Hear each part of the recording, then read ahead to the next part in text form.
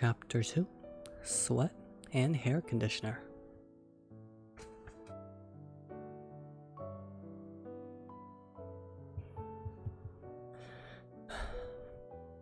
When I walked into my classroom at Kozaki High the next morning, oh, by the way, it left off when the main character realized that wait, it's already been a week and I've been missing since.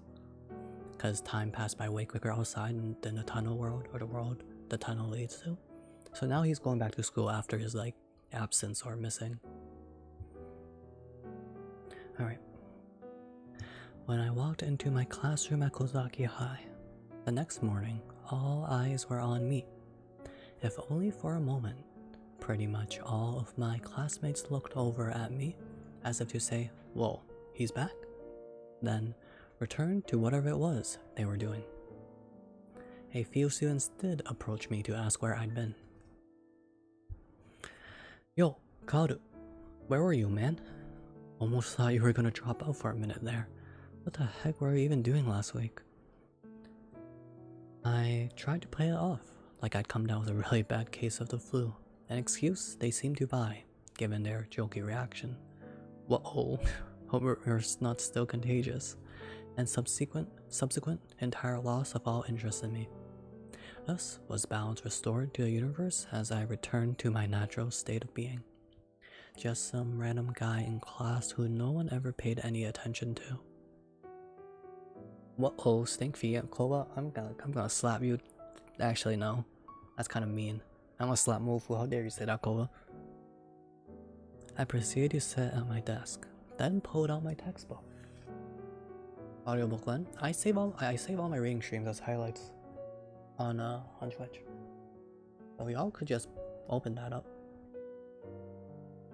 For all the books we've done. This is our fourth book.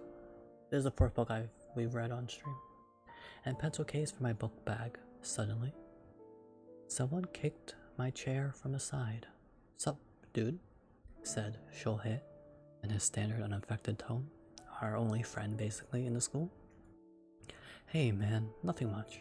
So what the hell was that phone call about last night?" "Oh, right, yeah. Sorry, guess I was still kind of in zombie mode." "Uh-huh, you don't say," he scoffed. "Anyway, were you seriously out of commission for an entire week because of some cold?" "No, I wasn't actually. However, trying to explain what really happened would have been far more trouble than it was worth. I figured you wouldn't believe me anyhow, so I decided to lean into the white lie I just come up with. Yeah, man, I've never been more sick in my life. Felt like I was on death's doorstep." "Shohei, my boy, get out of here, Moku." What the heck is that emote soulful? "Okay, now you're screwing with me," said Shohei, clearly starting to get a little annoyed. "You really expect me to believe you just got over a pneumonia tier cold? Hell, you look fit as a freaking fiddle. And if you were really that sick, your dad should have called a school to let them know, right? There's no excuse for being Mia that long." I froze up, not sure what to say when he'd so thoroughly debunked my alibi. The worst part was that he had a point too. I should have faked a cough to make it seem more believable, at the very least.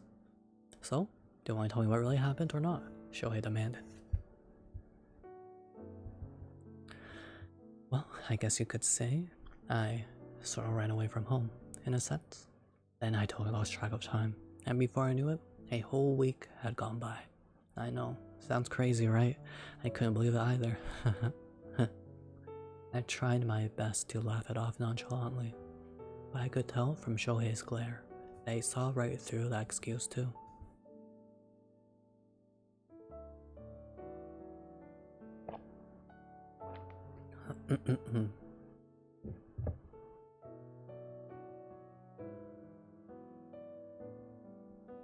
"Look, dude, you don't have to tell me about it if you don't want to. But as your friend, the least you could do is text me back. Dumbass. Just don't call me up at 4 AM again. I'm not gonna pick up next time." "Yeah, sorry about that." As much as I felt like an asshole for keeping Shohei at arm's length, I had to admit that I really appreciate his tendency not to pry into my personal life. He was like the sort of friend you only start talking to because you randomly happen to get randomly happened to get seated next to them in class. The one who you always went to first when the time came to pair up for group projects. Close, but not too close. We each respected the other's privacy, obviously.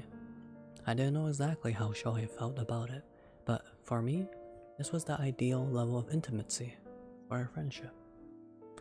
Though it does make me kind of wonder, you know, I mused aloud.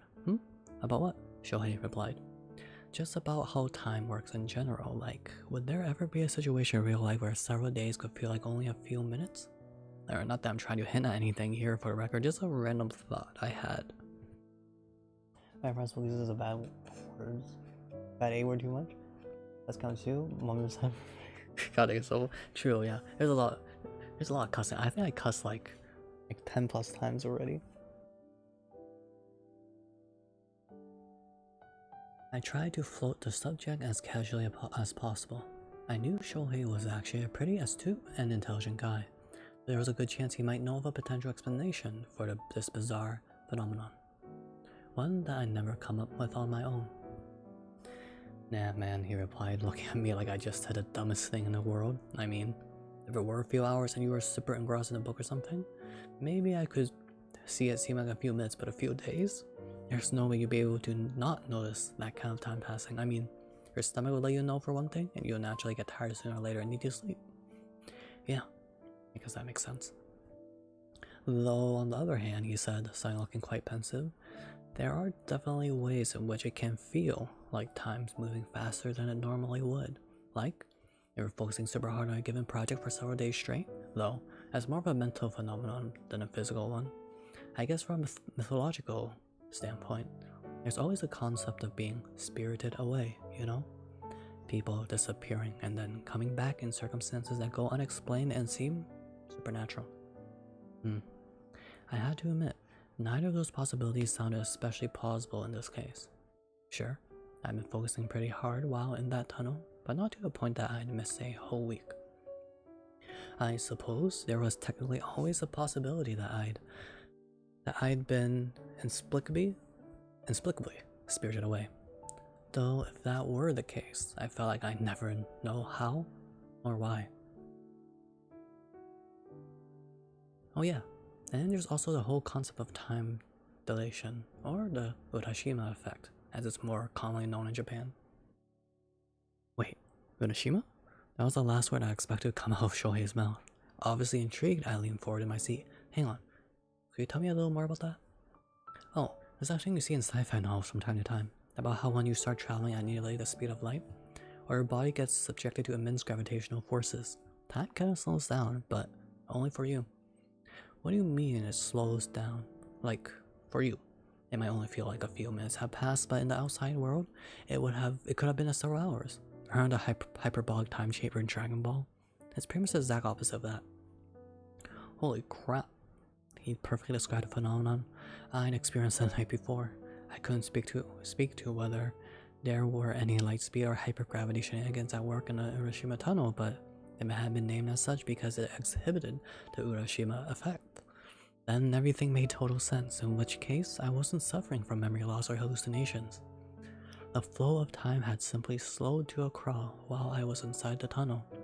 That also explained the lack of physical changes to my body. Dude? Said Shohei? Why do you go quiet all of a sudden? You're not about to tell me you were on some sort of light speed, interstellar flight last week, are you? Nah man, of course not. It's hard enough going to a city from our neck of the woods, let alone our solar system. Huh, now there's the deadpan smartass I know and love, Shohei said, punching me hard in the shoulder. They were pretty bad. But I decided to let it go as a show of gratitude for giving me a promising new lead in this mystery. Anyway, dude, just so you know, some things around here kinda took a turn for the worse on account of you being away for so long. Wait, really? You mean I'm not just a waste of space here after all? Dude, do you realize how pathetic that sounds? No, I do. Then don't say it like that. Anyways, have a look, Shohei said, pointing across the room with a jerk of his chin. He seemed to be directing my attention to where the new girl, Anzu Hanashiro, sat alone at her desk, quietly reading her book as usual. What about her, I asked. Oh, you mean she's got her school uniform now? No, dumbass. How would that be a change for the worse? Try looking a little slower. At what? I asked, not seeing anything unusual at all about her skirt. But then I brought my gaze further down and grasped what Shohei was hinting at. She was wearing a pair of cheap rubber bathroom slippers, whereas the time I'd seen her, she'd been wearing a nice pair of indoor shoes. It was Kawasaki's doing, in case you hadn't guessed, said Shohei. Kawasaki is like a school idol, like the hottest girl in the school apparently, and is very bossy and is a big bully. And because the main character didn't want to like want any trouble, he's basically the golfer or a servant to Kawasaki. And Anzu's the girl that recently transferred to the class or transferred to the school, and is very aloof and cold and doesn't really want anything to do with people. Like she just shoos them away, and it's just a very cold person. And I assume because our main character was away for a week, so Kawasaki couldn't use him as a servant anymore because he was gone. She decided to pick on Anzu instead, the new girl. And yes, there's a lot of cussing in this book. They speak very the place where they live in is pretty rural. It's like the countryside almost, and I'm not sure if it's a stereotype or it actually is a thing, but like the accents and even like dialect, but it's not dialect. It's just the way of the way they speak is more crude and more yeah, just more crude.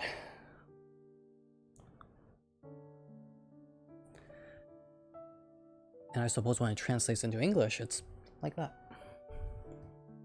What happened? Well, it all started when, oh hey, speak of the devil herself. Shohei gestured with his chin again, this time toward the door at the front of the room.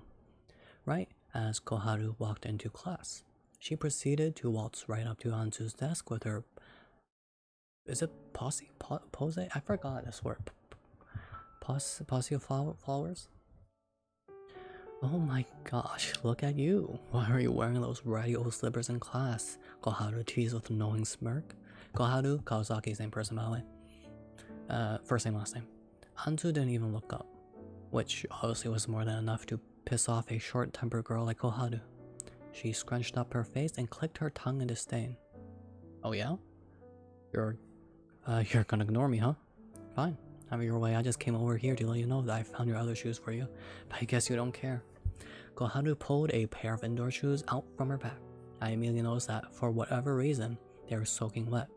Koharu then pressed them down hard on Anzu's desk, sending water squeezing out across the surface with a loud squish. Looks like some big meanie tried to flush them down the toilet yesterday, Koharu went on. Did you have to walk all the way home in those things yesterday? That's so cute. Anyway, try to be more careful next time. Don't make other people have to go fishing around in the toilet for you. Koharu wasn't even trying to be subtle about it anymore. She was out for blood. Even a girl in her posse didn't seem prepared for her to have gone this far. Their sideline chatter was all muttered stuff like yikes and holy crap. I could see now what Shohei meant about things having taken a turn for the worse. It appeared that Anzu had somehow wound up the latest victim of Koharu's relentless bullying streak. That being said, however, I felt nothing from watching this exchange take place in front of me, presumably because I felt no strong emotion towards the new girl one way or the other. How could I, given that we still had yet to exchange a single word? As of that instant, it was no skin off my nose, so I honestly couldn't have cared less. It appeared I wasn't the only one. Anzu herself didn't seem the slightest bit bothered by any of Koharu's provocations. Provocations? She didn't dignify this blatant affront with a reaction, just carried on leafing through her book, wholly unintimidated. See what I mean? Said Shohei, nudging me with a shoulder. New girl looks completely unfazed. Yeah, she's always like that. Won't give Kawasaki the time of day. Damn, that's impressive. If nothing else, I had to respect a new girl for not taking any of Koharu's crap. Most girls, hell, most boys even, would have cracked by this point. Yet, it was plain to see that Anzu wasn't the one about to crack, as each time, she refused to acknowledge her provocateur's existence. Provocateur's existence? Koharu became visibly more irritated. Wait, yeah, Mofu, huh? Hey, don't you have something to say to me? Koharu demanded, not a word of thanks for a girl who saved your shoes. You think you can keep quiet and it'll all be over soon, is that it? Keep it up, and I'll go tell some of my senior guy friends how much you've been getting on my nerves lately. And they're not as gentle as I am, FYI, so don't come crying to me if you get jumped on your way home. Holy heck. You read it right? You sick? Man, Mofu. I think you've been too aggressive, too violent lately, Mofu. You know? Cheer up. Shoot. I don't know where I'm going with this. Actually, you know what? I'm just gonna smack you, Mofu. I don't know. I'm just gonna smack you. I don't know what else to say. Grow up. Boy. A pause, then, without a word, Anzu turned to the next page in her book. God, you're pissing me off. Just say something already, Koharu snapped. I couldn't believe how much she was letting Anzu get under her skin. Normally, bullies lose interest in tormenting someone when they fail to get a rise out of them after a number of attempts. But, for whatever reason, Koharu seemed intent on pursuing this particular vendetta. Though perhaps she'd finally grown bored with it, because almost a second after blowing her lid, she shrugged the whole thing off like fine, whatever, and turned to head back to her own desk. Just when I thought the dust had finally settled, the new girl finally opened her mouth for the first time. Hey, can I ask you something? Said Anzu, her tone like that of a scolding parent, an equal mixture of frustration and disappointment. The class erupted with scandalized murmurs. Whoa, what the hell? Shohei gasped. Finally gonna give her a piece of mind, eh? Hooted one of her classmates. Give it to her new kid, hollered another. Dang, they were instigating. I hadn't been around for the past week, obviously. I could tell from the tension in the air that Anzu deigning to speak to Koharu was an extremely rare occurrence. The entire class was on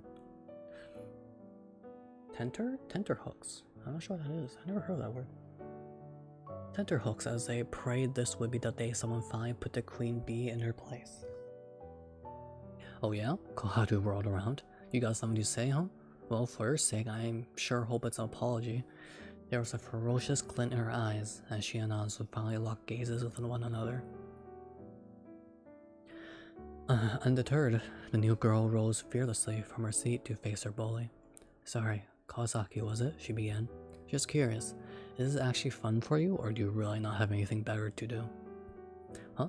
So what is actually fun for me? Surely not implying that I was the one who took your shoes yesterday, are you? I mean, all the petty harassment in general, hiding my textbooks, scrawling rude words all over my desk, spraying me with the bathroom hose. Do you enjoy any of it? Wow, sounds like someone's a little paranoid. I mean, it's not like it was me doing all those things. Let me ask a difficult question. A different question, then. Is your moral barometer utterly broken, or did you never have one in the first place? Don't know what that word means, sorry. How about you start speaking a language I can understand, you antisocial freak? Fine, have it your way. I'll punch you and get it over with, then. Ready? Excuse me, you wanna go, you little... Wham. Oh, thank God I didn't say that. Reading that would have been tough. Before Koharu could finish her... Oh, my voice is getting raspy.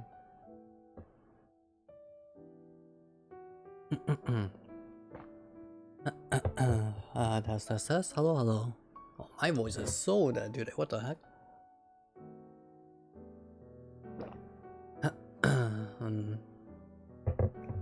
Alright.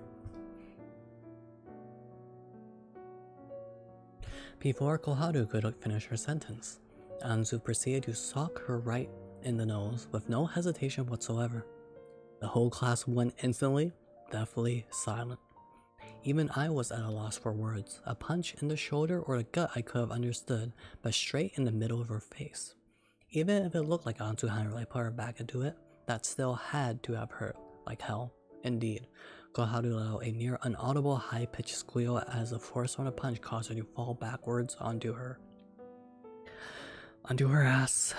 A moment later, trails of blood began to trickle down from both her nostrils. It seemed Koharu herself hadn't fully registered what had occurred, as she just kind of sat there, making no attempts to stand or wipe the blood from her nose. Yeah, have a good one, Brooke. Take care. Have a good sleep. Oh, sorry about that. Wasn't expecting to actually draw blood, but hey, I guess we can call it even now, Anzu said, matter-of-factly. Then she sat down, moved her white shoes off the desk, and went back to reading her book. No one moved a muscle. I assumed they were waiting to see how Koharu would respond. Would she fire back, or would she flounder? Fight or flight? This was the first time her position as Queen Bee of the class had ever been put to the test. However, in the end... Wait, how do you do this sound? It's like the hiccup sound, but I don't know how to pretend to do a hiccup. Like that. She chose flight. Everyone watched as she scurried out of the classroom, tears streaming down her cheeks. I feel bad now. Perhaps the greatest indicator of her defeat. Just hip. No, not like that. I know. Oh, was that her usual overconfident posture? Though, wait, perhaps the greatest indicator of her defeat, though, was that her usual overconfident posture had crumbled into a hunched-over slouch that looked so pathetic. Even her usual retinue of yes girls looked on with disgust. Could try Stinky? Oh, I'm gonna smack you. Wait, I showered too. Okay, we showered at the same time, Mofu. We're both not Stinky anymore. I'm still calling you Stinky though. Koharu's reign of terror was officially over. As far as I was concerned, bearing a major comeback arc, there would be no recovering from this crushing defeat. Huh, crybaby. Anzu snickered to herself. It was the first time I ever seen her smile. Oh? Didn't you just finish showering before I start stream? Same with me.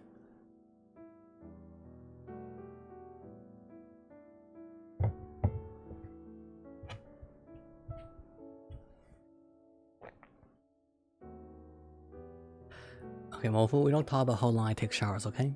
That's private information, Mofu.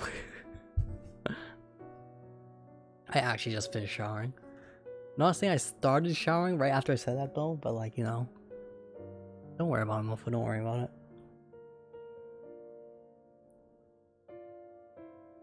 Man, what a day, right? Said Shohei as he sat in front of me during lunch hour, munching away at his yakisoba sandwich. Koharu still hadn't come back to class, and the day was halfway over. To be honest, I couldn't blame her. No way would an arrogant girl like her be able to handle that kind of humiliation.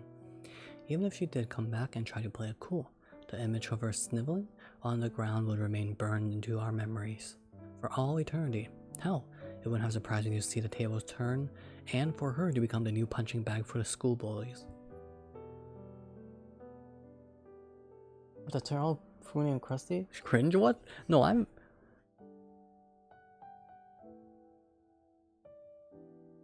good. I'm good. Krusty, oi, I'm gonna smack you.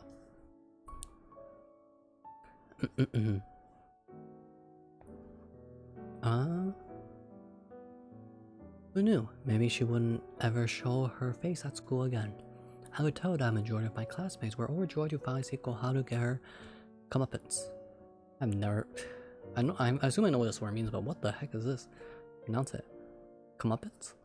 But personally, I couldn't help feeling an itty bit bad for her. I feel like she didn't have to punch her in the nose though, man. I mused between sips of my coffee-flavored milk drink. My lunch for a day was a humble hunk of raisin bread.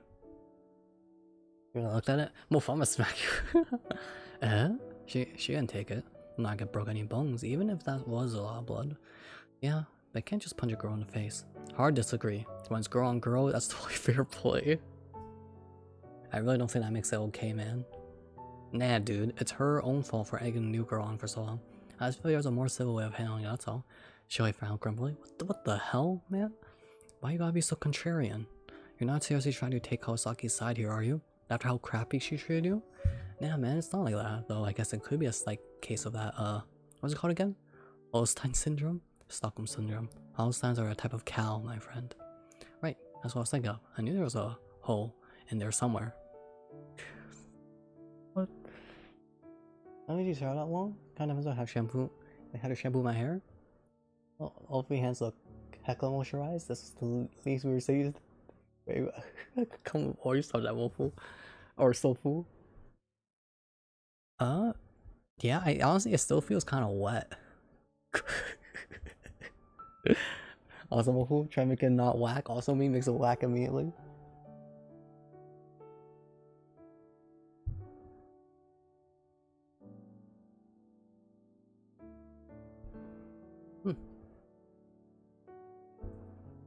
I was looking at my hands now. Why is my hand so white? So pale.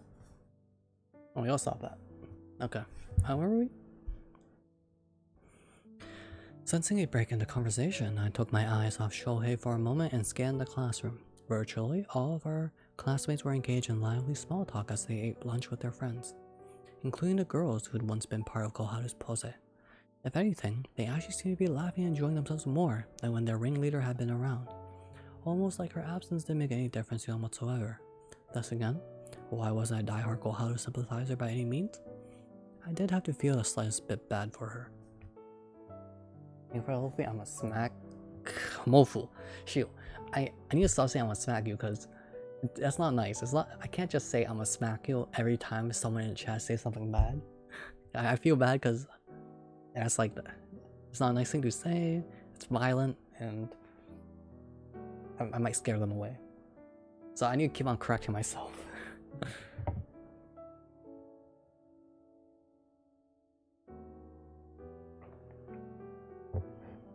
I mean, yeah, Mofu, you're different. You're special, Mofu. In fact, you should be happy and glad. You're a special. You're a special, Mofu. Alright. Then all of a sudden, the door to the classroom swung open with a loud crash, and everyone turned to look. It was Koharu, accompanied by a thuggish male student who looked like nothing but trouble.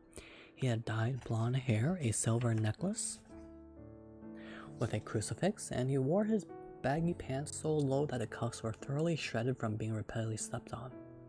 He had a pretty slender physique, but he still looked like the type of guy you wouldn't want to mess with. I did recognize him from somewhere though, if memory served. This was the same senior delinquent who Koharu was allegedly dating. He scrunched his almost non-existent shaved eyebrows together as he scanned the classroom with an icy glare before finally staying his business. I'm gonna speak again, Mofu's gonna take the hit. Dang it, I can't win. Are you streaming tonight, by the way, Mofu? Why are you streaming? Looking for a girl named Hanashiro. She in here?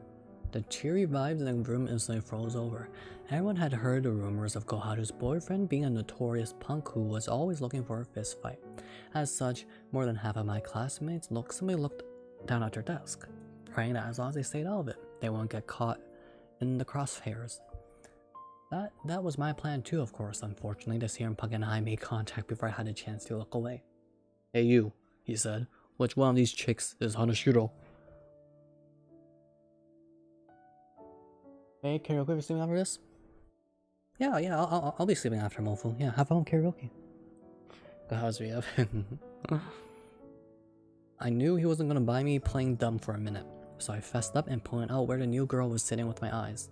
It was a sci-fi novel, by the way. It's just that it's very slice of life-ish, so I guess exploring the sci-fi part of the book will be towards the end. This looks pretty thick too. It's like, how many pages is this? It's like 320 pages. I knew he was going to buy me playing dumb for a minute, so I fessed up and pointed out where the new girl was sitting with my eyes. She was, at present, taking a large bite of her sandwich as if nothing was going on. The way she chewed it loudly despite the obvious air of tension in the classroom told me she was doing this on purpose. Once, the senior guy picked her out from the crowd. He barged into the classroom and walked right over to her. Koharu, meanwhile, was being surprisingly docile throughout this whole exchange. Usually, having her tough-looking guy friend who backed her up only emboldened her to act like even more of an irreverent big shot. but for the time being, she was scuttling after him in silence like a child hiding behind her mother's skirt. You don't care, it's true. You're Hanashiro? The guy asked as he stopped in front of her desk. Yes, and Anzu set her half-eaten sandwich on the table, not the smallest hint of fear in her eyes. Can I help you with something? Got something I need to talk to you about. Come here for a sec. I'm eating right now. Abruptly, a senior thug kicked Anzu's desk as hard as he could, knocking it over into the ground, with such force that it sent her sandwich and milk tea flying through the air from the momentum. It was so sudden and needlessly violent that a few of the girls in class shrieked, "The last chance to punish you coming or not?" "If you insist," Anzu replied after a short pause, her expression blank. "Good. Follow me," he ordered, then walked back out of the class with Anzu in tow. He turned and gave a warning to the rest of us through the silent door. "And if you go snitching about this, you're dead meat." There was silence for a moment, then the murmurs started right back up again. "Whoa, is she gonna be okay? She's so dead, dude. Someone should call the teacher." "Oh, not sure? Yeah, scared of her right now. Oi." Wait, so those two are dating after all. Wait, hold up. So I want to take a look at something. Okay. Why is it? I like. Alright, never mind. Don't worry about me. What the heck? What the heck is that emote? That's cursed. That's what she gets for challenging Kawasaki, I guess. From the sound of it, there were an awful lot of people worried about Anzu, but after the senior guy's little parting threat, none of them were brave enough to actually go tell a faculty member, myself included. Yikes, man. I casually remarked to Shohei as I resumed eating my lunch. If that were me, I'd break down and start begging for my life at that point. Dude, shouldn't you be going after her?" he replied, his expression stern. "Uh-huh, to do what?" "Gee, I don't know, rescue her maybe?" His oddly expectant tone was really throwing me for a loop. Wait, what? Shouldn't you do anything? Shouldn't you do something too, Shohei? You always like try to like talk about like the right thing to stand up for yourself or whatever. But Shohei's like, why don't you go? What about you? Whoa, why should that be my job? This is kind of your fault that Kawasaki dug her hook on you, girl. Duh. Can we just go over this? Pretty sure we didn't, but go ahead and run it by me one more time. I mean, think about it. Usually, Kawasaki bosses you around when she gets angry, and that helps her blow off some steam. But since you were all gone for a week, you were gone all week, she's been forced to take her anger out on the new girl instead. And that's my fault. How exactly? Don't pin the blame on this victim, sheesh. Fine. You're still complicit in this for putting that dude to where she was sitting. True? Don't do kick the my desk and continue to make threats. I will just sat. Honestly, saying I'll be spooked. He kind of had a point there. I faltered in a moment. Man, stop making it sound like I'm the villain here. I couldn't help it. You would have done the same thing in my shoes. Maybe, maybe not. Shohei rose from his seat. Wait, are you going after her? Well, yeah, let's go, Shohei. Well, yeah, you don't expect me to stand by and let her get her ass kicked? Wow, Kaga. Never knew you were so cool at tease. If this were an anime, you'd be the main character for sure. Yeah, and you'd be a faceless background character they only drew in to fill space. Oof.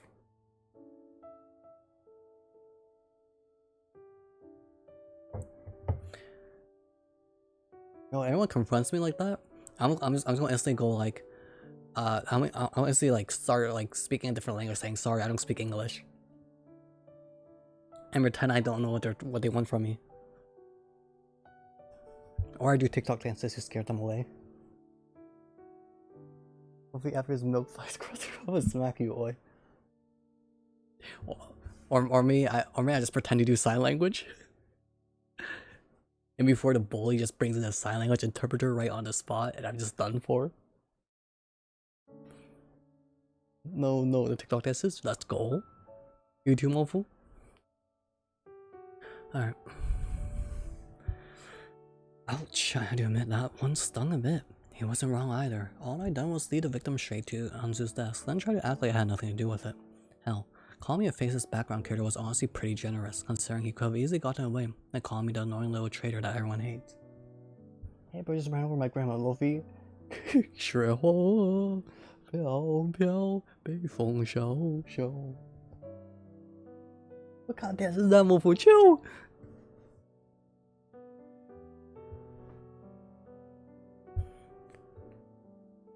Where were we? Oh. So are you coming or what? I'm not gonna force you to, but here's your invite. I was conflicted. Was I going to own up to my cowardice and stay here in the name of self-preservation? In the name of self-preservation? I've never heard of that. Just stay here to like survive, to like live, is what it means. Or go try to help the new girl and reclaim my lost dignity. I went back and forth for a bit, but eventually the scales tipped over so slightly in favor of the latter. Oh, we just start emoting them facts? Alright, fine. I'll tag along. I reluctantly agreed, feeling more than a little peer pressured. Although I was pretty worried about the new girl. I knew I would have a hard time sleeping if I found out she got beaten to a bloody pulp, due, at least in small part, to my own inaction. But no heroics, alright? If it gets dicey out there, we need to go find an adult. Sounds fair to me, come on, let's go. I shoved the remainder of the half-eaten raisin bread in my mouth and ran out the classroom door after Shohei. Someone confronts Mofu, and Mofu and I enter the room in synchronized fight dance stance. God dang it, Sofu. Oh, honestly, you can do that, Sofu. I'm just gonna be watching. I'm like, oh boy, I can't wait for Mofu to get slapped, having a taste of their own medicine. That would be me. I was just being back rubbing my hands like this, like the evil villain. Mofu, no, please.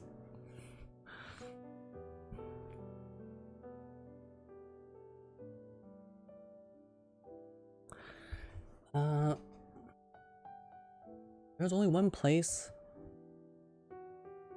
Don't know what this word is. Excuse me. There's only one place near duos in school where I like to do there. Near duos. Excuse me? What the heck is this? Oh, stop dancing myself over in a corner. Oh, wait. Don't be wrong with those hands if I use those. What the? Chill, Waffle. A person who is lazy and irresponsible. This is read as near. Let me play it. Ne'er-do-well. It is near-do-well. A person who is lazy and irresponsible.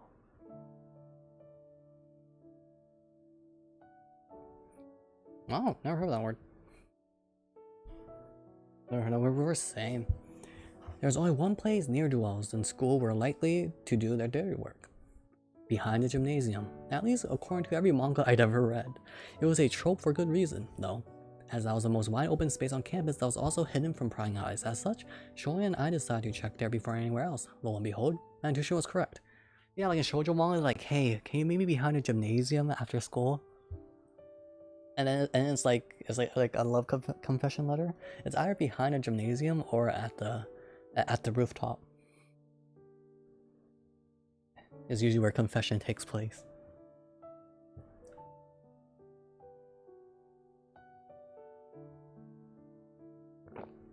Near do walls? Bro, let's call them bums. Me after writing nonetheless in my essays. It's so true. Nonetheless, nevertheless, regardless. Henceforth. And with that in mind, and for that matter, so on and so forth. Oh, all the cheap ones. You know why I called you out here, right? The senior punk asked the interrogator, backing Anzu against the wall. I was relieved to see we'd arrived before it actually came to blows. Shohei and I remained hidden for the time being, peeking out from the corner of the gymnasium building to watch the drama unfold. Nope, can't say I do, Anzu replied. Playing dumb, eh? 'Cause Koharu tells me you slugged her in the nose. Hearing Koharu's given name said out loud in the context was decidedly weird. It occurred to me that really wasn't the kind of name you associated with a queen bee. Oh, no, I definitely did that. Though to be fair, I did warn her beforehand, even ask if she was ready for it. Me getting ready to pull on the other hand out. True. I'm rooting for a punk. You're rooting for the punk? Boy, that's bad, dude. Stoffel, you're horrible. Wow, so you think it's okay to sock people in the nose as long as you give them a heads up first? That sure is some head-ass logic you got there. Guess you won't mind if I do the same thing to you then. The guy brought his face close to Anzu with a twisted smirk. It was enough to make me nervous myself. Yet Anzu seemed entirely unfazed. By all means feel free, just don't expect me not to fight back. Her tone was fearless and assured, almost a little too fearless, if you ask me. This guy definitely wasn't the type who'd hesitate to hit a girl. I whispered to Shohei that it was about time we went to call for a teacher, and he nodded in agreement. However, as we were about to turn and run to a faculty room, things got really real. Whoa! Whoa! Whoa! Without a second hint of warning, Anzu took a swing at the thug's face, just like she'd done to Koharu earlier, catching him completely off guard. Even so, either due to her punch not being fast enough or a guy having insanely good reflexes, he somehow managed to catch her fist before it hits its mark. And also, but I learned to forgive those, unless his pass is that bad. I think he's just a bully. The hell do you think you're doing? He shouted, backhanding her clean across the cheek so hard that I heard the sound echoed across campus. Yo, he actually did a slap emote. What the heck? A small trail of blood ran down from the corner of Anzu's mouth. There's no way it's that easy to have bleeding show in your mouth. Things had officially gotten violent. There was no time to waste. We need to go find a teacher as soon ASAP. Wait, what was too late by the time we get back? Maybe it made more sense for two of us to jump in and help right away. As intimidating as this guy was, we'd at least have a numbers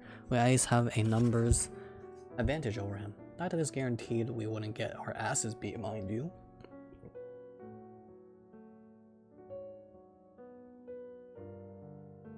Dang it, Sophie, you're down bad. As he stood there waffling?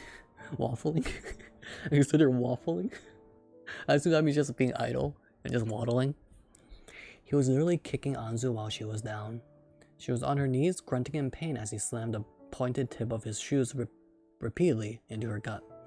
Hey, knock it off, that's too far, Koharu shouted frantically from the sidelines.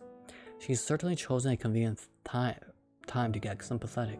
She was right though, it was going way too far. There's no time for hesitation anymore. I needed to muster up what little courage I could find, dive in there, and do whatever I could to break up the fight. Right as I was about to do that, Shoei shouted out from behind me, "Uh-oh, guys, teacher's coming." I balked and looked around. However, I didn't see any teachers. Wait, what teacher? Whispered him. "Don't worry about it, dude, it's a bluff," he whispered back. Oh, now I got it. As far as scare tactics went, it was an oldie but goodie. Sure enough, the student instantly started looking around nervously about hearing the word teacher.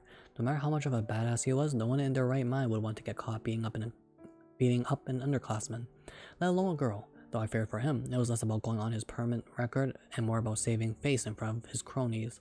As he scanned the vicinity, he eventually made eye contact with me, and gave me a sour look as though he'd swallowed a fly. Damn it.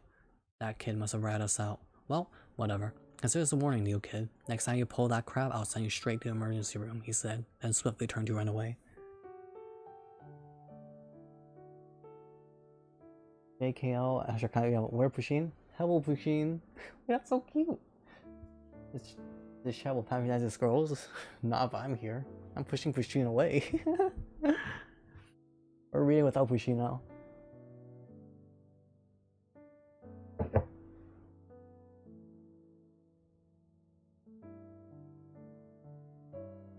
Instead you get I'm not sure.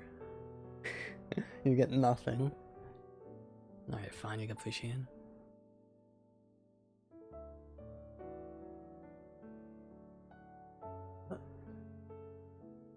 I need to take a break soon. Was it really like 20 pages an hour? Or 40 minutes? Hope we're doing well, RMS. I haven't been able to drop by your streams lately, but I hope you've been doing well. I'm not sure. I don't remember what you've been playing though. I hope it's been well. Papushin. Pat. I got a stream deck. Hey, let's go. Pretty pog. Ooh. Dude, yeah, review update mall. Oh, that's really cool, RMS. I need to drop by and take a look. Oh, later today. Hey, let's go. I'll probably be asleep, but I'll take a look at it. Very pog. Best of luck to you, Artemis. Where were we? Anzu was about to let him off that easy. Oh no, you don't. She tackled him from behind. Her arms were wrapped around his waist. This caused the boy to fall forward like a toppled building, and he growled in pain as his face hit the hard earth. Anzu crawled on top of him and straddled his back with such feral, rabid motions that her skirt flipped up, and for a moment I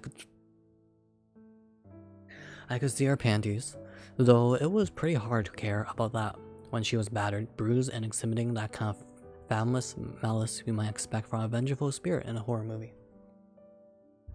It's in the book, Eggy. I don't know why they have to mention that. I mean, it's anime. She pulled a ballpoint pen out from her chest pocket and raised over her head and then brought it down, driving it like a stake into her assailant's temple. Yeah. He wailed in agony. My pull well, nice to get out of here. For zeros, animation. There's animation right? Yeah, let's go.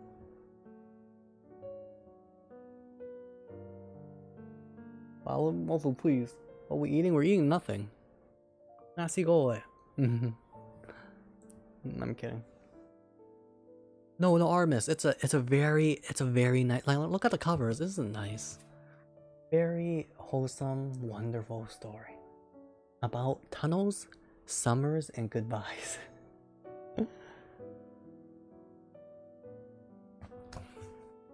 Honestly, still pretty early on in the book. Even though we're like almost a third done, it's still pretty early on.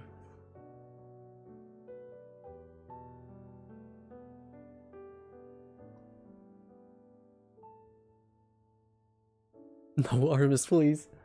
I can't explain. Wrote that cartoon gulp before reading the line?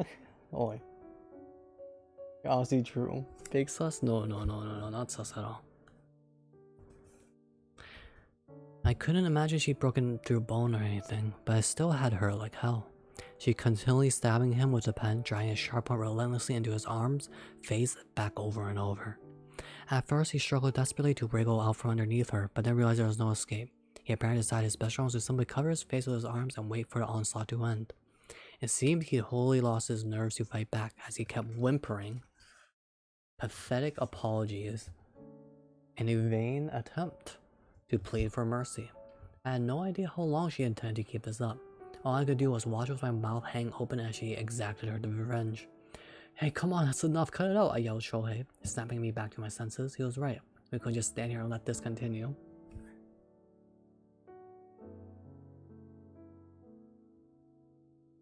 I don't know who's more sus, definitely not me, right? Oh my god. Artemis, everyone's just capping here. Wait, Artemis? If you say I'm less sus than Iggy, Pusheen gets it. Say that I'm wholesome right now, Artemis. Or is Pusheen will get it.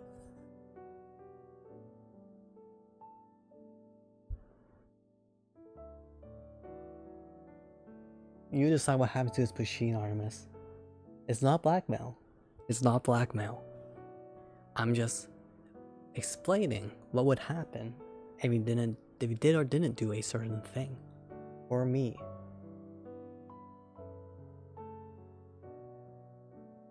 There we go, Artemis. There we go.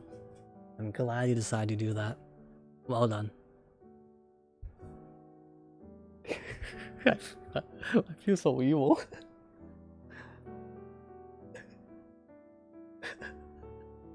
I need to delete this VOD.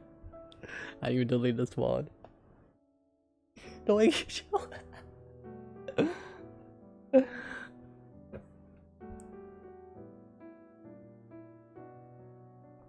No, please, I'm sorry. Don't beat me up. This is exactly what happened to a punk in the book, but I'm the punk and y'all decided to beat me up after trying to act tough. Oh no, I'm sorry. Guys, please. It was just a joke. The two of us ran over to break up the fight, but apparently Anzu misinterpreted that as us being on the bully's side. And she started brandishing her weapon at Shohei's instead, swinging it widely through the air so that he couldn't get close. While she was distracted by him, I found an opening to close in from behind and pinned her arms behind her back, pulling her up by the armpits. I dragged her a safe distance away from an upperclassman with her head close to mine. This is why the title of the chapter is Sweat and Hair Conditioner. The smell of sweat and hair conditioner filled my nostrils. I couldn't believe how light she was, not how dainty. Who would have thought that this borderline frail girl could have taken on both the queen bee of our class and the biggest slug in school and come out on top? These were strange times we lived in, to be sure. Nasty oi. He's a ne'er-do-well. Oi.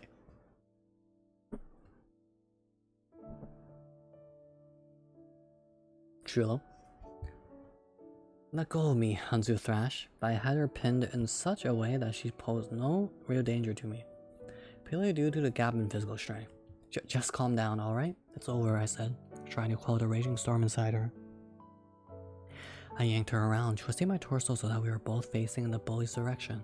He was hobbling off toward the school's main gate like a wasted drunkard. The most intimidating delinquent in school was fleeing from campus with his tail between his legs. Just seeing this, Anzu's fight or flight response finally switched off. You promised to chill now, I asked. Let me go, she muttered. I quickly did as I was told. The first thing Anzu did after finally regaining control of her limbs was brush her bangs aside to wipe the blood from her mouth with the back of her hand as she dragged her wrist horizontally. It left a streaky trail of crimson across her cheek. I had to admit, it made for a pretty mesmerizing image, almost like I jumped straight off of a movie poster. What? She demanded, glaring at me. Whoops. I clearly let myself stare a little too long. I sure as hell wasn't about to say, oh, I was mesmerized by the sight of you like a creep, so I quickly hashed together another feasible explanation. Oh, sorry, I was thinking, damn, that looks like it must have hurt, that's all.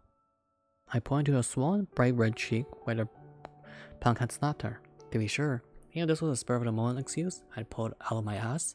On closer inspection, it really did look like it hurt a ton. You might want to go to a nurse's office, I suggested. That was already the plan, but thanks for your permission. Now leave me alone. Almost immediately after turning to walk away, though, she started stumbling pretty badly, thinking she must still be dizzy from the impact of her to her skull. I hurried over to help her stay up, right? As she slapped my hand away. The message was clear: get lost. Even so,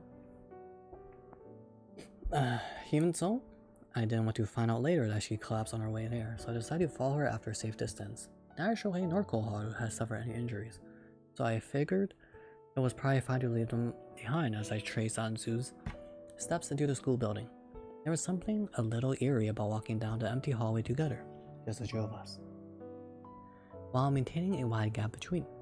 Do you get in a lot of fights like this at your old school too? I asked, my eyes fixed on the small of her back, where her sweat-drenched uniform clung to her skin. So what if I did? She answered tersely, not turning around to face me.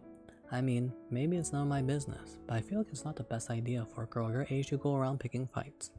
You know, as much as I appreciate all the unsolicited advice, I think I can take care of myself, thanks. Sure, maybe you feel that way, but I guarantee you're only going to make other people worry about you when you come home with massive welts on your face. Yeah, who am I going to worry? Maybe your parents? Duh. I don't have many parents, she said bluntly. Perhaps it was due to how candidly she admitted this that I made the following slip of the tongue. Wow, lucky you. Oof. Well, if you're reading some kind of sus. Wait, what? No, it's not sus. Look, it's really chill. It's a great book. It's a great book. Come on, Artemis.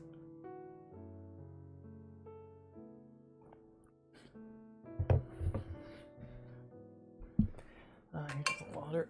My milk. I finished drinking my milk. All the time, or water instead.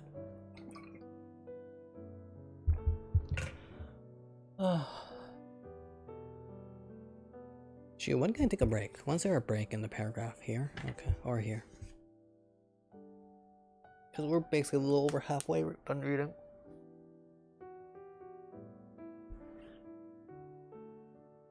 Okay. Anzu stopped dead in her tricks, and abruptly I realized my mistake. That was not the proper way to respond to someone who just revealed they were parentless. If anything, It was about the most inconsiderate thing I probably could have said. Virtually. Any compassionate human being would know that the only correct response to finding out someone's parents had either died or abandoned them was, "Oh God, I'm so sorry." And I'd pretty much said the exact opposite. What's that supposed to mean exactly? Anzu turned around to face me. Her expressions seemed to say that she hadn't yet fully decided whether to be shocked or offended. There was a piercing look in her eyes that told me that she wasn't about to accept anything less than a convincing explanation as to why I felt that way. It seemed I might have stepped on a pretty big landmine. Hell, if my answer wasn't to her liking, I worried she might come at me with that ballpoint pen of hers. I panicked, almost certain of my impending doom. But what could I do? Maybe it still wasn't too late to apologize and take it back. However, that would mean admitting I'd said something extremely messed up. And she might interpret that as to having initially said that it sarcastically as a direct insult. I didn't want that, so maybe the best option really was to just unload all my dysfunctional family-related baggage on her, and explain why I would ever think not having parents was something to be desired. In that case, where could I even start? From my father being a hopeless drunk, from my mother abandoning me, and abandoning us, from when Kaden...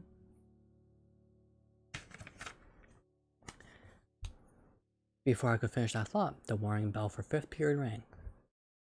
Oh shoot, I forgot our next class is in the science room. I'd better haul ass. And I never heard that phrase. And grab my stuff if I want to make it there on time. I'll catch up with you later. You can take it easy in the nurse's office, okay? See ya. I yelled before dashing off, my tone far more chipper than usual. As I rounded the corner, I thought I'd heard her calling after me to say something, but I pretend not to notice. Oh, Mofo, isn't it great? Oh shoot, Mofo, I gotta haul my butt over there. I gotta drag my butt over there. But simplifying it to a haul a word sounds very funny. Wait, Mofo, you don't have to word it like that. I guess I'll read this part and I'll take a break, because this is as soon as the final bell rang. Okay. After this is the school's done, okay? I slid into the science room seconds before I would have been marked late. Once class began and the teachers started taking attendance, I realized that not only Anzu was missing, but Koharu was as well. I figured she'd gone home in shame after that whole debacle. And when I asked Shohei about it after class, he confirmed that to be the case. Yeah, she was pretty done with the whole beef, dude, he recounted. Seriously? Is this same Kozak we're talking about? Yep. She's kind of slouched over looking like a deflated balloon, and then wobbled her way off campus. Uh-oh. You don't think that's a warning sign, do you? You should call a suicide prevention hotline just to be safe. Dude, seriously, stop with the morbid stuff. Pretty sure she's not gonna kill herself or something. Bro. Oh, I don't like this topic. Anyways, how things go with the new girl on your end? Anything spicy happen? Nah, not really. I can't follow her awkwardly down the hall and then had to book it to class. What? That's it? Boring. I don't know what he'd been expecting. I wasn't sure I'd want to do. In any event, it wasn't long before 6th period began. With both girls still absent, though, the teacher did at least explain that Anzu was taking the rest of the day off because she wasn't feeling well. However, since her book bag was still lying at the foot of her desk, I could only assume she was still in the nurse's office and hadn't yet gone home. I tried to imagine the look of shock on the poor nurse's face when she walked into the room. Anyone with half a brain would immediately assume there had been a physical altercation. As the last period of the day dragged on, I sat and wondered what kind of excuse Anzu might have cooked up. There's love on the back chat at every 5 lines. When nasty, you stop that. That is exactly what I'm doing. Cause my monitor's like freaking 90 degrees to my right. JB, so for Lofi? Are you remove that evil right now? Oh, my butt. Oh, my muscle aches. Oh, I feel horrible. Oh, it hurts. I'm gonna sit in this chair. Whew.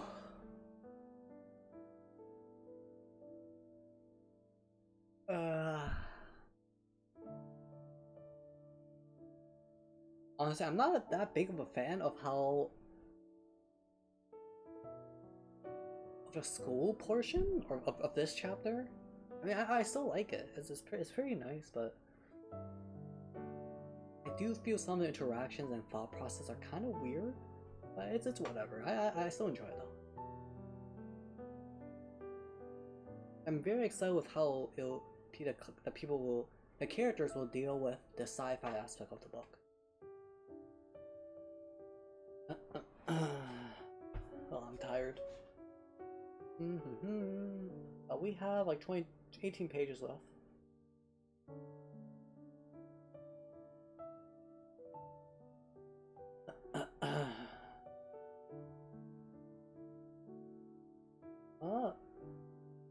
What to talk about?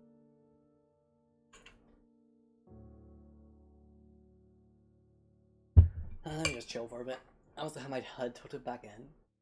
Close my eyes for a bit. Just watch the anime easy? The movie is actually coming out in September, I think. It's coming out in fall 2022. The movie of this book? Yeah. It's coming out in the fall. I believe. This year.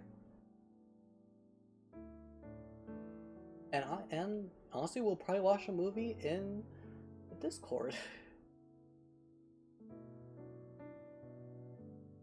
Like we did with Weathering with You. I'm gonna be honest, it doesn't seem that nice if it were to be adapted into a movie. But then again, I'm not done with the book, I can't judge it yet.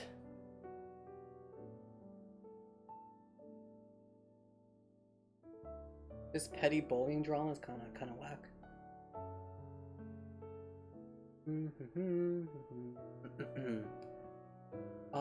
Can someone tell me what time is it? I'm too lazy to go check the clock.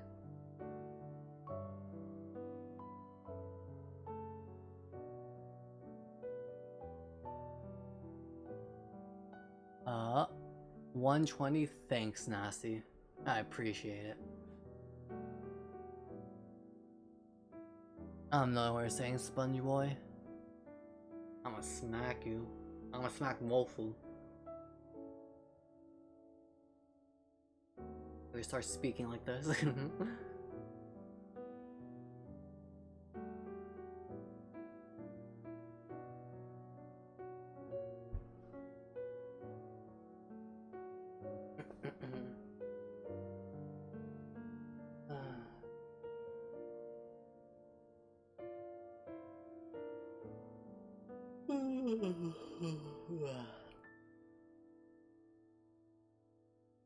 I'm just resting right now before I read 18 more pages and end stream. Shoot, next week I need to read 72 pages. I might read half instead. Holy moly, the next chapter is 72 pages. Nasty, that's not a light novel. It's probably a manga though. I'm not reading it though, Nasty. I'm not reading it. What do you want to do? Rap during every rap scene? I refuse.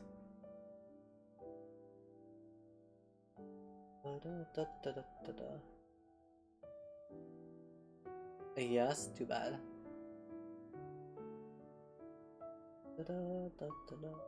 I'm taking away Pushin because I'm hugging it. I'm hugging it as I chill.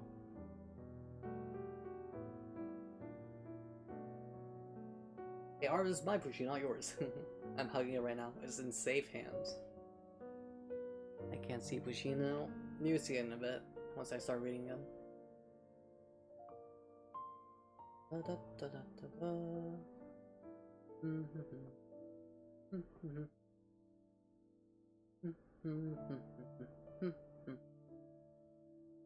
Are you sure you're not squishing him to death? And what? No, I mean that's just how much love I have for Pushin. Don't worry about Artemis.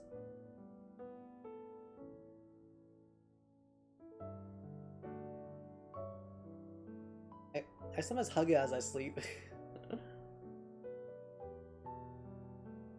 Don't worry about Artemis. That's not sus at all.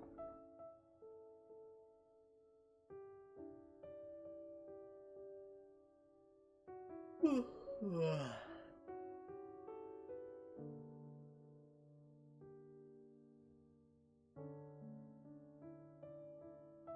pew pew pew.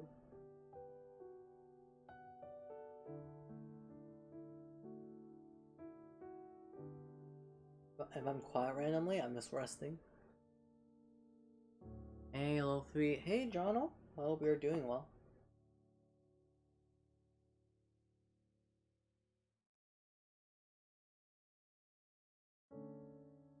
Yes, SpongeBob, go pass out. You're high as heck right now. Who's pew-pewing? Oh, it's the Pusheen. Here, wait, let me show you. Sounds like this. But this. Oh, it's kind of hard to see. So I'm holding it by the leg, like a trigger, and I'm like, pew pew pew pew. It's kind of hard to see. but I'm holding Pusheen like a gun basically. I don't know why. I'm really high. Oh, homework went well, Jono. Are we just trying to go Pusheen? Don't worry about it. Oh yeah, the cat gun. Yeah.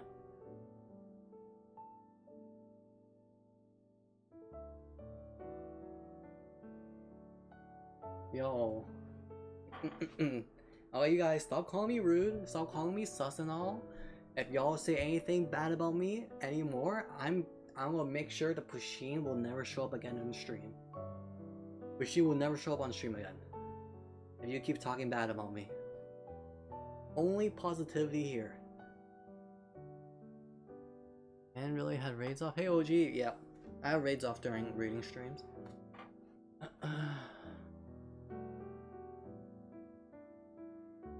Is black belt? Nope. It's just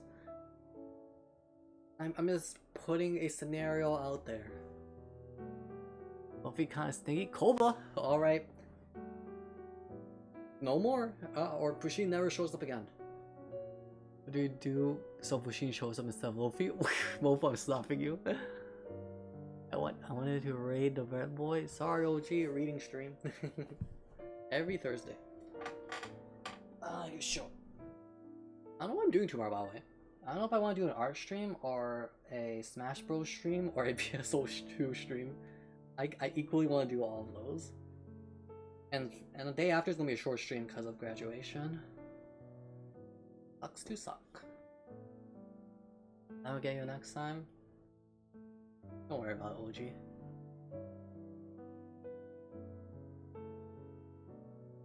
Pusheen graduating? I'm graduating. But Pusheen, yeah, Pusheen too, sure. Doesn't mean we have to compliment him. Do we have Pusheen on stream? Yep. Compliment me. I'm Mofu. Also, sorry, you don't have me feel apologize for OG. Honestly, I don't show up to your streams after OG, so I'm hard trolling. But don't worry about OG. I don't worry about me. I'm nothing. Now I can say Luffy is so mean for not showing Pusheen. What the? Come on. Is it Dr. Pusheen now? Sure. But AOR, I don't know. I need to finish my loading screen. I don't know what kind of shit I want to do tomorrow. Big comment and more. We'll replace Luffy. You stop that, Jono. Guys, welcome all toxicity towards Pusheen or at. What the heck, Nasty? Compliment, Luffy is a little less stinky than usual. Oi. Luffy is so wholesome, pure, and innocent. Thank you, Jono.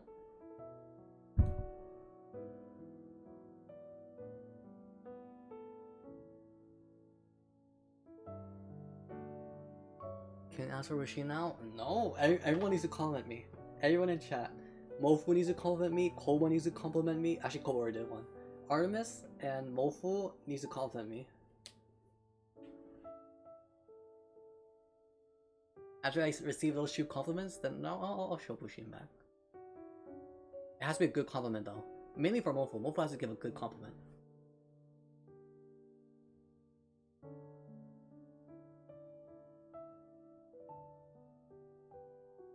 You got this, RMS, you got this. Think of Pusheen. Okay, RMS, I don't accept that compliment. That doesn't count, RMS. Both, boy. Those don't count.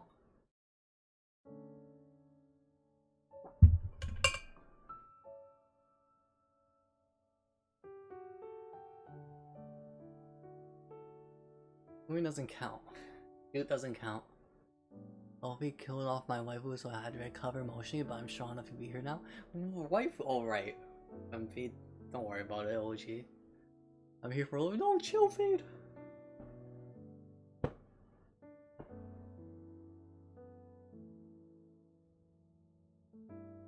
What the heck, Mofo? Hey, Mofo, that doesn't count. That doesn't count either, Mofo. Mofo's just exposing me, what the heck?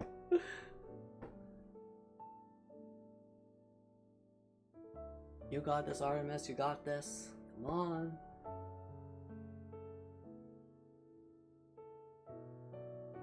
There's no shot nasty. I'm never showing up to your stream again.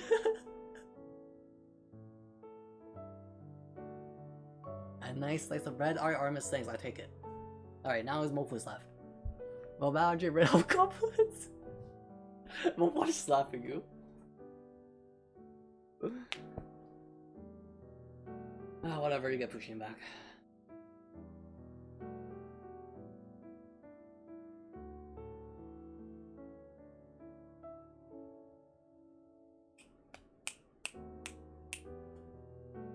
Alright, yeah, I'll stop talking. I'm gonna start reading again soon. Oh, I know, in the stream, I'm tired.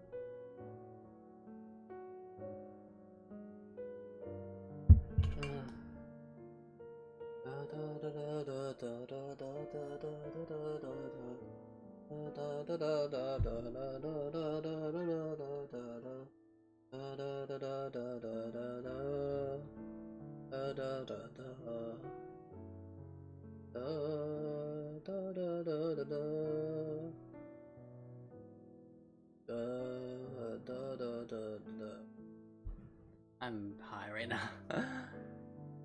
Can we have your what? You stop that. Your nails first? Wait, what the heck? He said if you remove the table, it would show his feet. True. My feet do be under the table. Wait, but that doesn't mean anything. Why you stop that? God.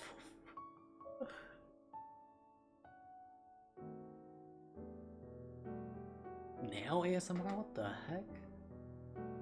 That sounds horrific.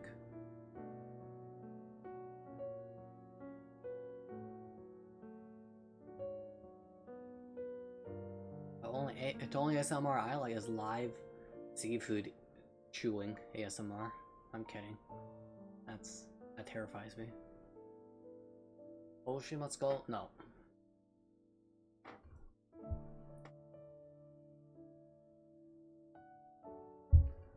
I feel like I didn't rest at all during this break from reading. This only ASMR needs slapping ASMR? All these toes look like fingers? No, my toes looking... Oh, actually, let me check. I'm actually taking off my socks to check my toes.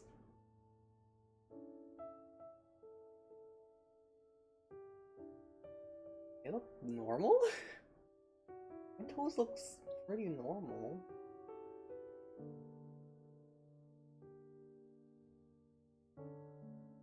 I think my toes look pretty normal. If I actually show this on stream, bruh.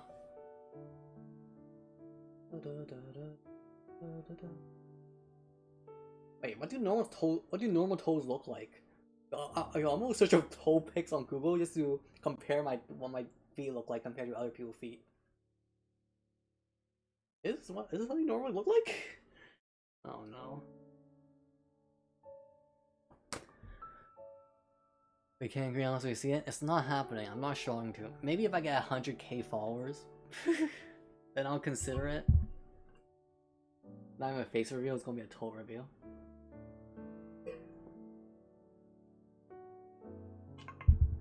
It's not happening, Mofo.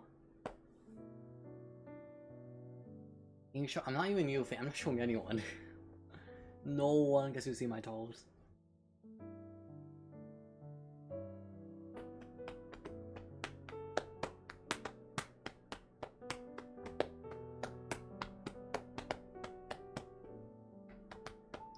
I'm slapping my thighs.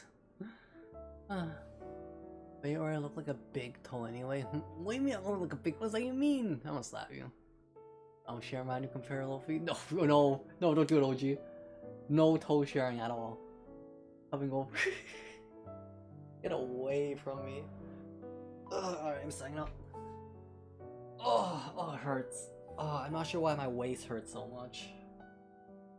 Like when I stretch, it hurts.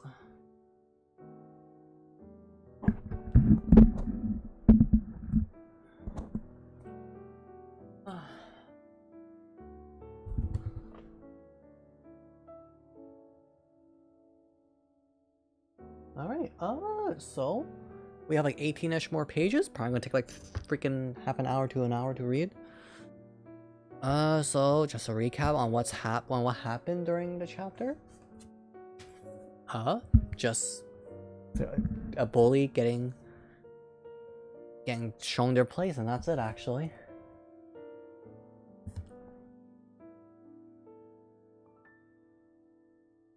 New girl was getting bullied. New girl fought back. The bully calls their Giga Chad boyfriend to like bully her. She fights back. Giga Chad falls down. Like a Titan from Attack on Titan. Ran away. Girl's victorious. That's it.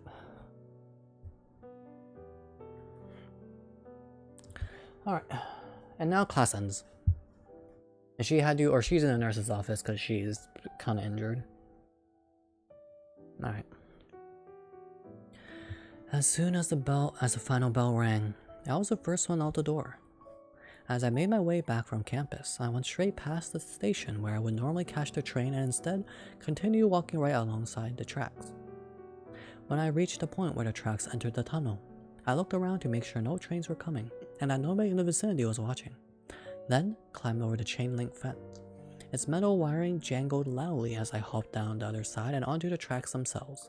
From there, I jogged through the tunnel, then took a sharp turn into the seaward ditch, where the wooden staircase was hidden. By the way, Faye does having nails. Oh yeah, that's the same reason why I cut my nails, OG. What the heck, Faye? There I was, waiting for me, the Urashima tunnel. I come to do a little independent research. I was now all but convinced that it was indeed the Urashima tunnel, but this bonus damage true. At the same time, I should probably move a bit more. At the same time, there were several ways in which it differed quite drastically from the urban legend I'd originally overheard. For one thing, it didn't instantly age you, in a way. It was more like it aged everyone else except you. Since time passed much more slowly for the person inside, the bit about it having the ability to grant any wish also remained to be seen. Though it certainly didn't seem to be as simple as walking in, then walking back out. That being said, I harbored no delusions that a high school kid like me could ever understand how the tunnel actually worked from a scientific perspective. Nevertheless, there had to be some rhyme or reason to it. So as long as I figured out the basic rules, I should be able to venture safely into its depths, where maybe, just maybe, I find cotton. Alright, Nasty, I might not be on, I might not be, there for a stream tomorrow, I'm not sure. I'll be bussin' shopping with my mom and getting a haircut. Oh, is that a new emote though? What the heck? That's pretty cool. Hey, that's a cool emote. Not really the way I see.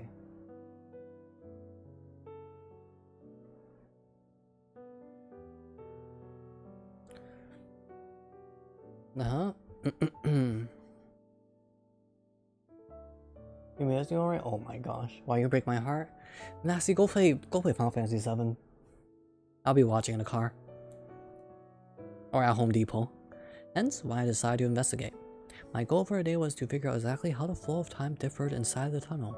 The night before, I had been in there for what felt like only a few minutes, but in actuality, a whole week had passed. So for starters, I wanted to know exactly how long 1 minute of tunnel time was in real world time. Otherwise, I might accidentally spend way too much time in there and end up like Urashima Taro.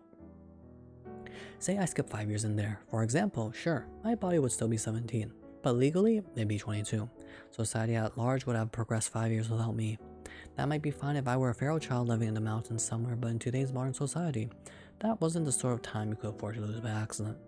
Time once lost could never be reclaimed after all. That was exactly why I needed to tread carefully.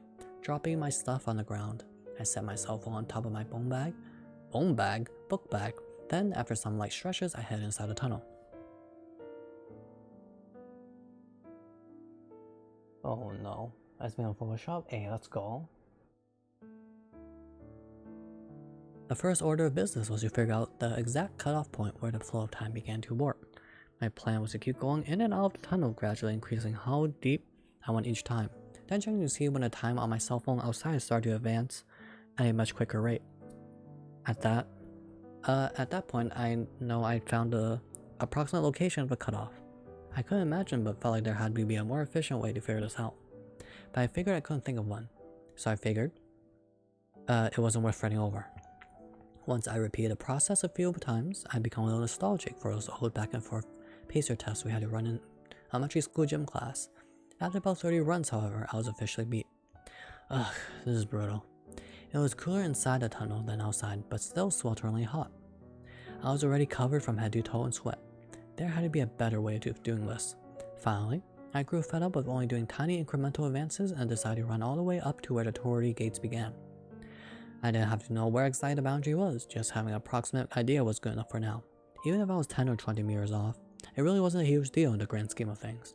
So, with renewed optimism, I ran back into the tunnel, stopping only when I was right before the off-white Torii.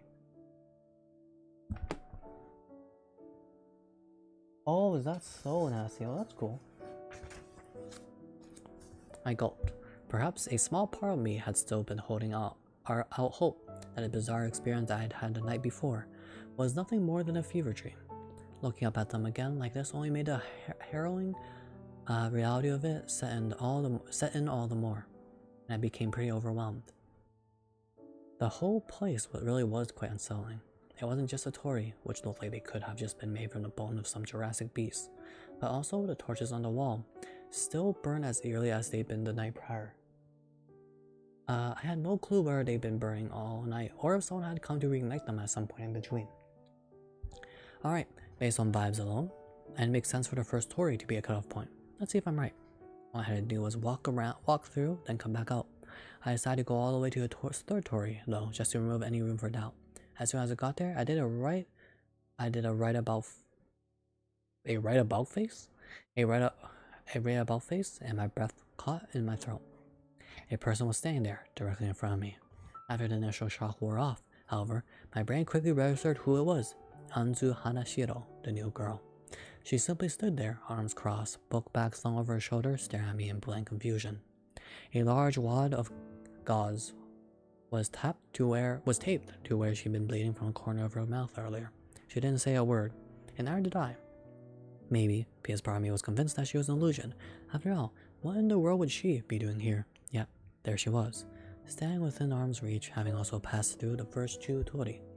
If she'd been following me this whole time, though, you'd think I would have noticed much sooner. Then again, this was an illusion conjured up by the tunnel. Why in the world had I chosen this girl with whom I'd spoken for the first time just hours ago? Hell, it even put a bandage over the same cheek that had been slapped earlier. A shockingly specific detail to include. Hey, said the illusion. What is this place? Don't ask me. When Luffy gets distracted, what the heck? Luffy will turn around and read us by next page. Just get right nasty. I'm on the next page. Yo, whip, nay. If you typed it while I was in this page.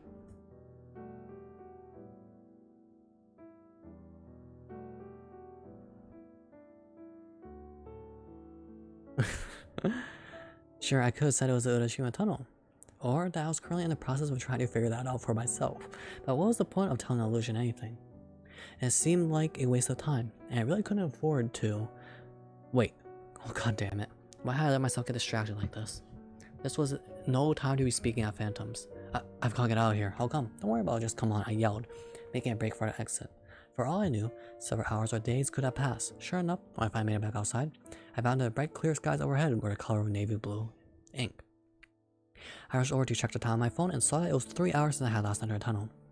Time had officially skipped forward once more. You're hurting my hand, said a voice. Huh? I whirled back around and was flabbergasted to find that the illusory virgin of Anzu Hanashiro had somehow followed me. Back out the tunnel. Then I looked down and saw that, indeed, I had her hand in a vice grip, tight enough to rip it clean off. Whoa, sorry, I yelled, pulling my hand away so fast you'd think I accidentally touched a hot grill. I must have grabbed her by the hand on my way out without even realizing it. Then, I had another belated realization. Her hand had been warm and soft to the touch, which meant this could only be the real-life Anzu, not a specter or an illusion. For a moment, I winced, half expecting her to hit me for daring to lay a hand on her, yet she was surprisingly chill for the whole thing, though there was a glint of skepticism in her eyes. Tono-kun, she said abruptly, and I nearly jumped out of my shoes. I had no idea she even knew my name. What just happened? She pointed at the single star that adorned the evening sky, having arrived unfashionably early for the night festivities. Obviously, she was referring to a clear and inexplicable time disparity. Did I have no choice but to explain? Because I really didn't want to, if I could avoid it. Like, what if I told her about its supernatural properties and she insisted on reporting the tunnel to the authorities so they could have actual scientists look into it? They'd probably block the place off to normal folks like me and couldn't risk that. It would mean giving up my only chance to even bring Kanan back. Yet, something told me that trying to deceive her would be an uphill battle as well. Obviously, she wasn't going to buy me pretending not to know anything, given how frank I had been to get out of there. And I couldn't think of any reasonable excuses. I expected that she wouldn't fall for something half-assed, like, oh, didn't you know? The sun sets much earlier out here in the countryside. Also, it only takes like a minute. I certainly didn't want to make her more suspicious of me trying to cover it up and failing. All this time, she was still waiting patiently and silently for me to answer her question. So, in the end, I decided to come clean. For whatever reason, my intuition was that the chance of her going around and telling people about this were pretty slim. She seemed less like the type to cut open the goose that lays the golden egg, and more the type to keep it all to herself. Never heard that saying before. Or at least that's what I try to tell myself. Actually, wait, no, there was that, like, what are they called? Yeah, but actually, no, never mind. There's a story where that couple cut open the goose, right? And then found nothing and lost their source of income. That's what I tried to tell myself as I began to give her a very, very long-winded explanation as to how I'd find this place and what I knew thus far. Interesting. This was her only response after I finally finished speaking. Maybe it was just me, but I detected the faintest hint of amusement in her voice. I couldn't believe how utterly unfazed she seemed by all this paranormal talk. Though I suppose after the pen stabbing incident earlier, I should have known better than to make assumptions about this girl's sense of what was normal and what wasn't. So you know the risk, but you're still determined to explore it. Why is that exactly? She asked. Her tone was genuinely curious. It seemed now that we'd exchanged more than a few words. Even if it really was a one-sided explanation on my part, she was more ready to open up and converse with me. Or at the very least, I no longer felt like I needed to watch my every word for fear that she might punch me in the nose. I mean, no special reason. There's a wish I need granted, no matter the cost. And what's that? I need money, I lied, seeing no need to tell her the actual reason. Want to buy myself a motorcycle for a nice guitar, all sorts of stuff. Liar, she just clapped back. How did she know? Too predictable? Man, color saw right through my fake alibi this morning too. Maybe I'm not a very good liar in general. You don't strike me as the type of guy who'd be into stuff like that, she added. It's not nice to judge people based on appearances, you know? Come on, she pressed. What are you really after? Her eyes were dogged and discerning. I didn't know why she was being so persistent about this. It was a complete 180 from the aloof persona she maintained at school. For that matter, I still wanted to know what the hell she was doing here. Even now, probably wasn't the best time to talk. This wasn't the sort of place you could just wind up by pure coincidence. So the obvious conclusion was that she'd follow me. But for what purpose? Did she have something she knew to tell me? Something so important that she hopped a chain link fence and followed me down the tracks into a mysterious tunnel rather than simply waiting until the next day. What could it possibly be in that case, and why wouldn't she have called out to me to get my attention sooner? None of it made any sense, and I was getting tired of thinking about it. Maybe I should tell her the truth, and divulge exactly why it is I'm investigating the Urashima tunnel. I'll unload all my dirty laundry, and she'll be so put off and speechless that she'll run for the hills and never want to do anything to do with me again. Then I can have the privacy I need to conduct my investigation in peace. What could go wrong? Alright, I'll tell you, I said, taking a deep breath before I began. So yeah, you're basically right. I'm not here looking for money or anything. My real wish isn't even a thing, actually. It's my little sister. That's what I've wanted. Wait, that came out wrong. It's like I'm wishing for a cute little sister or anything weird like that. I already have one, or I guess I had one, would be more accurate. Her name was Cotton, and while she could definitely be a real terror sometimes, she was a total sweetheart. Like, you wouldn't believe how adorable she was. She and I used to go out playing together each and every day. And I can't think of a single time we ever seriously fought over anything. Then 5 years ago, she died after falling out of a tall tree I helped her climb, and it was pretty much all my fault. And that, along with how shaken up we were by her sudden death, kind of tore our entire family apart. Because she was definitely the favorite child, and a glue that kept my mother and father together, for reasons I won't get into. Though to be clear, I think the fall was kind of inevitable. We were a pretty dysfunctional family from the get-go anyway. Cotton's death hit me really, really hard, to the point that I still don't feel like I'm really over it to this day, or rather, I haven't fully come to terms with it. Like, yeah, I know she's dead, but for whatever reason, I can't connect the dots between dead and never coming back in my brain. Like, I'm still holding the hope that she might come barging back in through the front door someday, with a great big smile on her face, or something. Though obviously, I'm not that stupid, logically. No better to think that there's any chance of her coming back. Hell, we've got her ashes on our countertop. And I was there for her cremation, and I literally helped transfer her bones to the urn myself. And for whatever reason, my mind keeps playing these stupid tricks on me, holding out hope even though I know it's impossible. And it's just really, really hard, and, well, you get the idea. So yeah, that's why I'm trying to explore the Urashima tunnel, because I want my little sister back. That's what I'm really after. Go ahead and call me crazy, but it's the truth.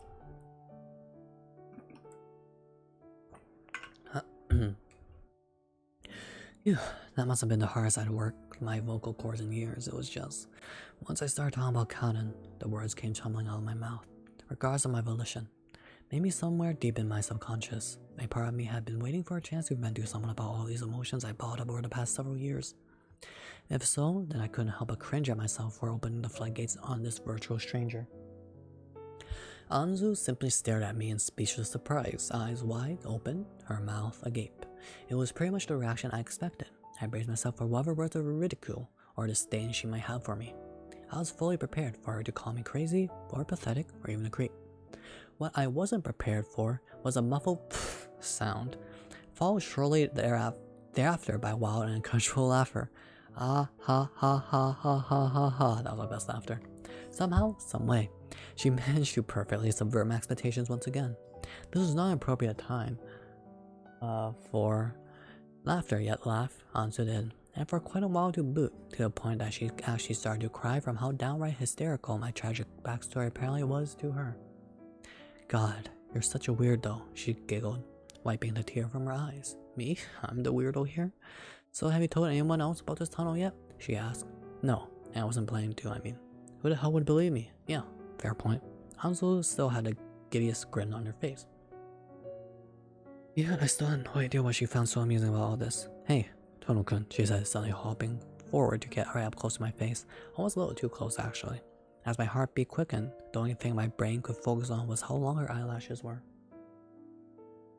Hey, robot boy, hope we're doing well. And hey, Kadohudu, hope we're doing well too. How close are we, by the way? We're pretty close.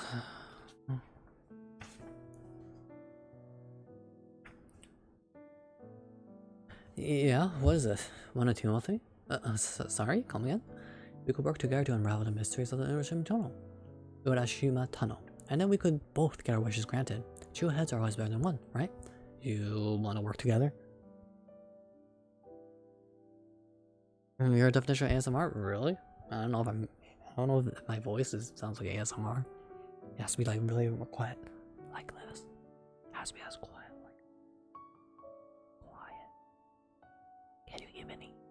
No. Like that. It's just my normal soft voice. I mulled it over a bit. My original plan had been to scare her off so well that she'd never bug me again, but this was actually a pretty decent idea in its own right. I didn't know if she was prepared to take us as seriously as I was, but having someone else to help out would definitely expedite the process. Expedite the process? If nothing else, I wouldn't have to keep running back and forth in and out of the tunnel to figure out how things work. Plus, I like the cut of her jib. The idea of teaming up in pursuit of a mutual objective appealed to me, as she had showed a lot of initiative by making a proposal as a newcomer to a negotiation table. So after weighing the pros and cons of both options, I ultimately decided to take her up on her offer. Oh. Wait, Mofu, why are you staring at me like that? Why?